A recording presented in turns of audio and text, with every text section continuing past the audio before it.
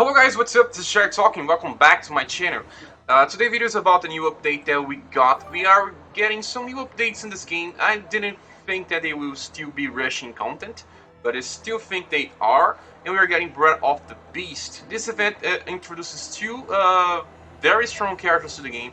Two characters that a lot of people will probably summon for, but they are not exactly as interesting, at least for the fan players, as the Nebula Shockwave characters. These are not as much as popular, I think, are doing in Darkness Mystina, but they are still very interesting. You see, this is a new version of Ilya. She is on Dragon pose. She's very different, actually, than the original one. And then we have Demon Alphio.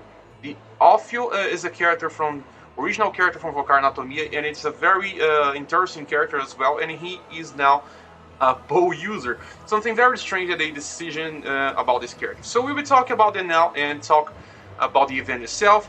But first things first, we need to see these characters, are they good or not? I know that this is the most important thing because the event ends, but the characters may sometimes still be summoned. This game sadly doesn't have any way to summon old characters because they keep reducing the pool, and sometimes only on special moments you'll be able to summon these characters again. But then we have a Demon Alphio and Crimson Dragon Aelia. These are the names they are using for these two new characters. And well, starting from Demon Alphio, is the first one on the list. Demon Alphio is actually a very unique character. He's very different as well because he uses his claws as attack, just like similar to people, and he also uses bows. It's only for equipment because on battle there's no sign of any bow being used by him. So it's very strange that he also uses the same pattern as people. He's stronger on some turns, just like people. So you'll be seeing here something. He is also very similar to a tank, the way that he develops himself. Like I said, he's a very unique type of character, and one that still is useful even on now these days on the Japanese version. So when we click here, we see that all of his attacks are physical. Even though he's a bow user, he doesn't have the problem that most bow users have, that have to switch between physical and magical attacks. So he's very unique on this as well, and he also is from the dark element, just like his purified attack is also from the dark element, but he only has two of his attacks being dark, so you have to use a dark elemental bow. Okay, so now we go to the passives page, and then you see that he greatly increased attack and damage dealt by dark, okay, and he improved damage dealt by dark attacks even more when he's on 80% HP, and furthermore when he's below 50% HP. The thing is, the increase is pretty impressive, but it depends on getting less HP. Like I said, and he was similar to people, it's because he is not always active with his passives. People is more reliable when deciding about turns, but if you're facing super bosses, you will constantly be on less HP than you wanted, then it can trigger, and when it triggers it will be good.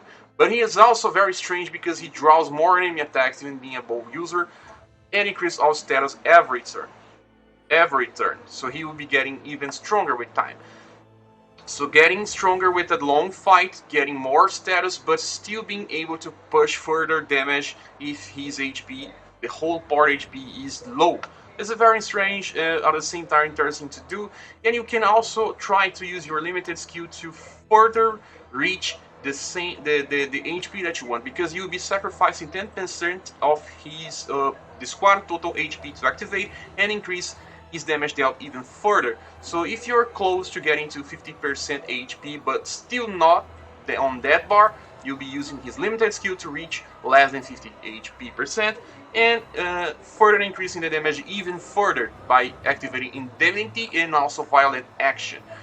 Interesting to say, because it will increase a lot of his damage. He's still considered one of the most damage dealers on the original Japanese version, but it also very hard to use him to his full potential. And you can see that he comes also with AS Dark, that increases dark action skill damage by 10%. He's one of the best free that you can get, but you can also further increase it to be AS Burst.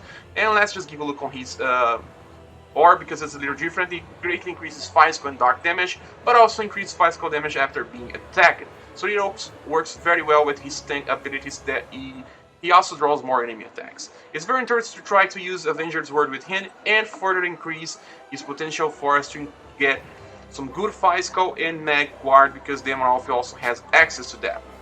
Try to increase his guard hate and also his draw, so you can even get more things to get more attacks, and you can also use this free weapon we got in the game by December that it also increases his damage even further when being attacked. It's a weapon that everyone get it. Let me see this one here.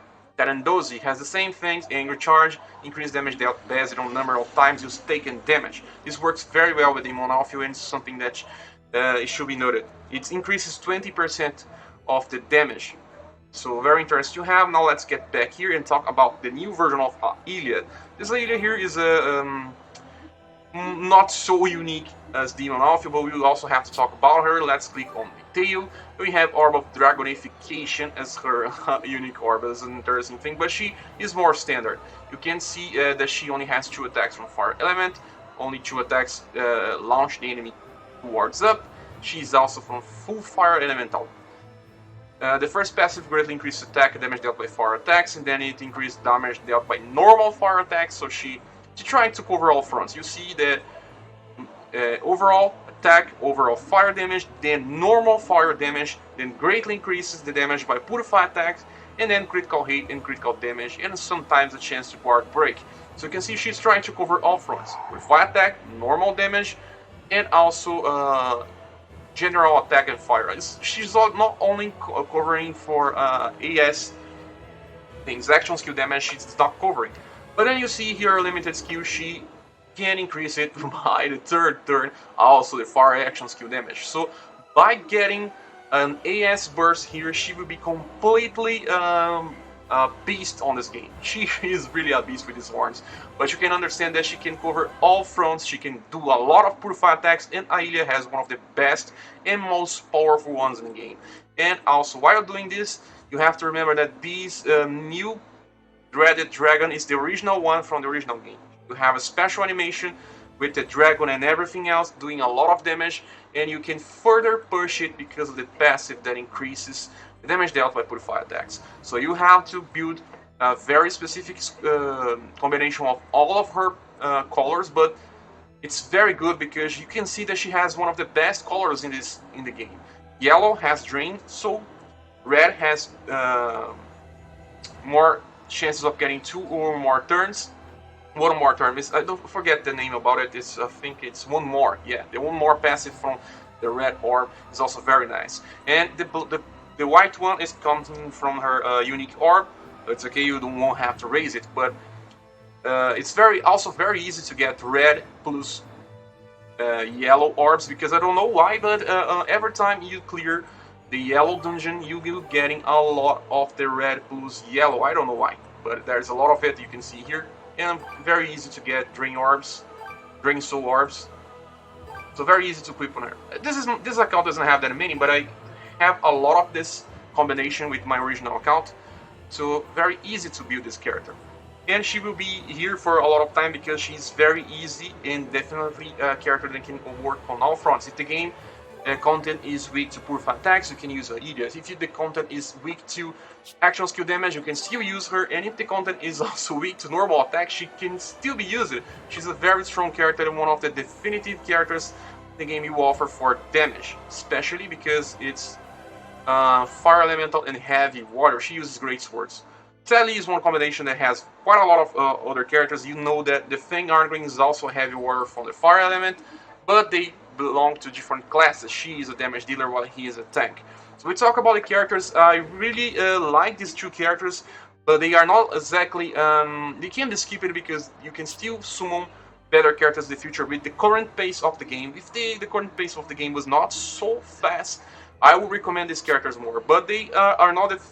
what can I say? They are not exactly characters that can be skipped.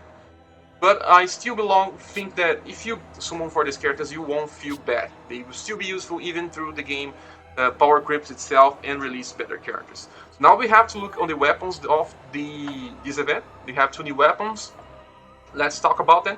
And well, it's giving the wrong page. Sometimes this thing happens when you click on the the link it gives you to a wrong page. So let's see if the notice at least brings us to the correct page of the summon. Let's search here, Battle of the Beast, step up, divine weapon. Okay, we can finally see the information about the two characters. The two weapons, sorry. Toxemia is a dark bow, but it's colossal physical damage. You can see that they are now using the colossal damage. It's the highest we have in the game, and it will be very good. And the passive increases damage dealt based on the number of times you've taken damage, just like the same thing as the Vanguard Green weapon, the same thing as that Torondesha weapon I said, and works very well with his own passives. Very good bow to be used, and the best one the game has to offer with the Dark Element. So after that we have a very different lance, similar to the Dragonian's Halberd, and it has the colossal physical damage to all enemies with the increased fire damage. Flame Aura is better than the large enchantment for elementals. It gets even better if you upgrade the weapon to legendary. So it's interesting to have this. Very interesting to have this weapon, but none of them are exactly the best options to use for legendary evolution. Only if you really want to invest on your new Aelia. Okay. So there's this thing about these weapons, the thing about these characters, we talk about them. Now let's just talk about the event. I already finished some of the event. It's two-part event, and we are only getting the first part, but there's also the second part arriving 2 days later. The game is changing how it releases events, and now they are releasing the second part 2 days after. And then we can see here on the Breath of the Beast page that it says that we have the second part that will drop more things, and it will be available 2 days after it. Let's just search here. Let's start here. Let's search for the end. You can see 3 days after actually. And then let's just see the things that we have in the shop right now. I don't think there's too many things, but the game is giving a lot of good rewards just by clearing stages, but the stages are getting harder. You can see here we have Follow Seals, Yggdrasil Branch is a good number, Gold Bangles. We are getting a lot of gold bangles and silver bangles recently. Legendary Rainbow Stone. Yet another dark type staff we have here. It's okay if you don't have any other option, and it will be usable if you are aiming for the future character named Shakugan and you fail to get her weapon. This can be used. And then we have Gold Scroll, Silver Scroll, another orb. This was a good combination for people that are using Calamity God Lizard. 2 Awakening Ember instead of 1, this is interesting as well. And some bucks and tickets. This is interesting. I think that it's not as hard to farm because the first part is always not so demanding. And then let's just give a look on the parts of the event itself. We have some different bosses now. We have Invasion HP Weapon Obelisk, Invasion T Demon Cento, and Invasion Blotched Shadow Bird Bellows. These are special fights that we face, and we get some good rewards. I'll be doing them right now because I don't want to do more videos, just do one to show you guys the bosses. So let's just start with this Invasion T Demon Cento that has a 100,000 recommend mine. The first one is very easy, I don't think we need to talk about it. So I will make my squad here and come back to show you guys. So we're back already. I will be using 2 Eventide Hack Rays with a very strong Snowmaiden LNF, and this character here, Awakened Planet, Star. Whoa, she's not using some bugs here. Let me just limit break her. Okay. Now limit broken. That's it. Okay. So this is not her element of choice, but it's okay. I don't worry about it because this is still 100k recommend mine, okay? Let's start. We have 2 Eventide Hack Rays maxed as no LNF maxed. Very strong squad indeed. I know. I would just want to showcase this squad as one of the very strong squads I can make right now because 2 Eventide Hack Rays are overkill. They completely breaks the game. So let me just pop this auto here. Okay. You know, I will show you guys something. I have the weapon that increases the fire elemental damage and its eruption. It increases attack and fire elemental damage. It will be used on the first turn. So I will just do it right now and show you guys how much damage I can do. I also have a maxed Hessian knife. This is a very limited weapon that deals only severe damage, actually. it's not so strong. But I also have with a second Eventide Hakuri a Sanctified Espada that it's extreme, maxed to level 5. So you see guys how much damage I'll be able to do by doing this. Oh, it's strange that we can't use enchant skills, you can see here. They are blocked. Thirsting. Okay, so I won't be able to use that. Maybe if we kill the small enemies here, let's try to kill them. Maybe killing them will skill regulator. The name is suggested, but each one of them that we defeat unlocks one passive, one action skill. See, we got another one, so we can simply kill one of them and start unleashing skills. Very interesting this, but they are already all dead. Look at the damage here, very high. So you can just simply start the battle killing the enemies with normal attacks, and after they are dead you can use action skills. Very interesting, this is a new system, I never saw this before. So killing enemies grants you an access to an action skill, but you won't be able to use 3 because there's only 2 enemies. Okay, so we have 3 medium stamina potions rewards, and also 1 key of guidance item. Okay, we will just finish this here and do another one. Let me just... The game seems to be crashing. No, it didn't crash. Okay, now we'll be talking about Invasion HP, Weapon Obelisk. Reach the final area, special request starts with 0 actions. This is the same thing. So this boss is a little stronger because it's 170k. I will just edit something here. I will try to equip Seal Stones on my characters. I don't think I equipped them. Yeah, let me just pause because the game didn't crash. So okay, the game didn't crash, we are back here, and I have a very high Valkyrie might on this battle, so we were just trying to see what happens by using this squad. So let's start the quest. Recommend might is 170k, I have 220k might for this battle. I think it will be very easy. So let's just check. Remember, this is not my original account, this is an account that someone gave me because he quit. So we will just start by trying to inflict normal damage here. The normal enemies here have way more HP, you can see it here. I will just try to unleash more damage with my Eventide Hakuri. You see already 2 million HP, these enemies here have 5 million HP, each one of them.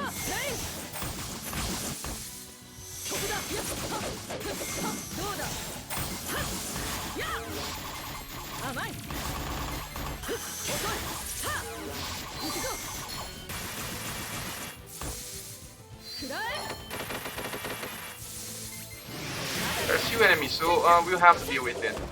I will try to increase my speed for no more battle, okay? We can finish this faster.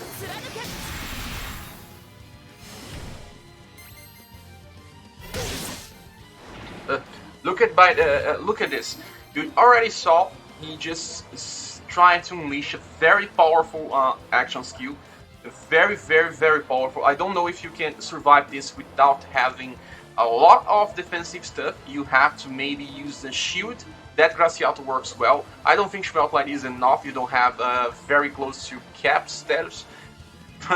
Very funny that they are using this on the first turn of battle. So I will just use this, then I will unleash one of my action skill damage with all of my characters, and now the normal enemy is dead. I will still unleash more and see how much damage now I need to inflict before this enemy dies.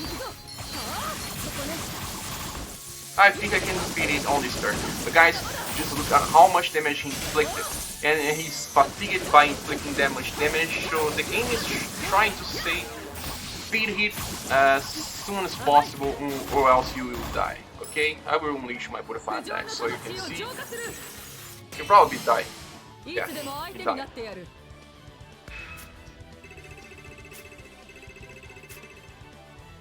Yeah, we won this battle, but guys, this is not for everyone. This is not a walkthrough for this battle.